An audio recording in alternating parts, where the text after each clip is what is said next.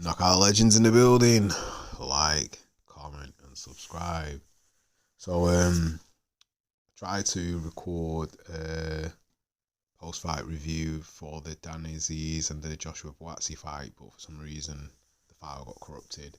But anyway, I watched the fight, and better late than never. I'm going to give my post-fight review on the fight. Now, what I do have to say is congratulations to both men. What a hell of a fight, and it's great for British boxing, and hats off to Sky and Boxer and Ben Shalom, because even though both of the men are friends, yeah, it was probably one of the best British fights I've seen in a long time. The action from the start of the bell to the end, brilliant. I think Dan is underrated, and he did push Buatsi close in this fight.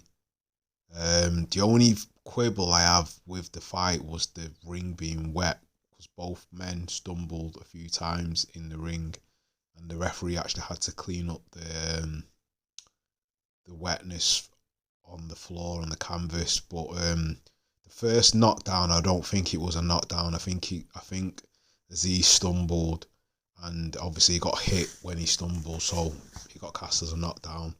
And then even the second one was debatable, because again he kept slipping. But at this point, I don't think you can grumble, even if he didn't win the fight, and obviously if he lost on points, because the fight was a little bit closer than probably what the judge scored it at, but it's more or less a fair result. But obviously if you had the knockdowns in, it just makes it a lot harder for Azzez to actually be competitive. But Dan, he fought out of his skin. But I think the many rounds that they fought each other and the sparring, it favoured Buatsi more, in the sense that he had the measure of Dan. Not early on, but like through the fight, where he could control things with his jab, his range, his timing, and slowing the fight down to his pace.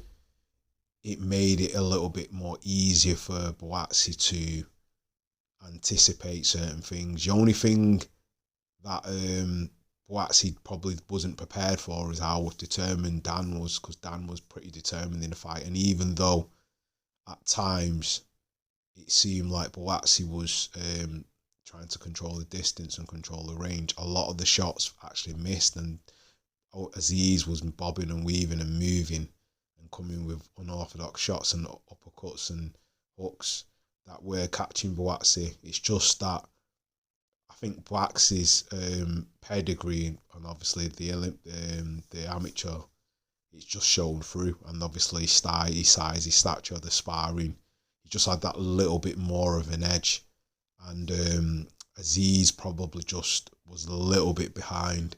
It's like he may have actually been like a couple of seconds behind in the fight, just, you know, you can kind of see why the judges are going to score it, how they score it, and you can kind of see why they're going to say that Buatsi won. But I wouldn't say it was clear cut. It was a case of the sparring probably doing Buatsi more justice than it did Azzez.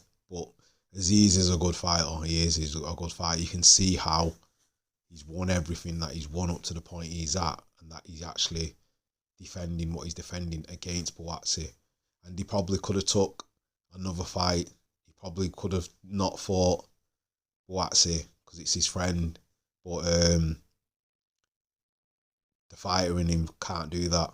And it was a good fight. It was a really good fight, you know. There's not really much more I can say, but it's a great advertisement for British boxing.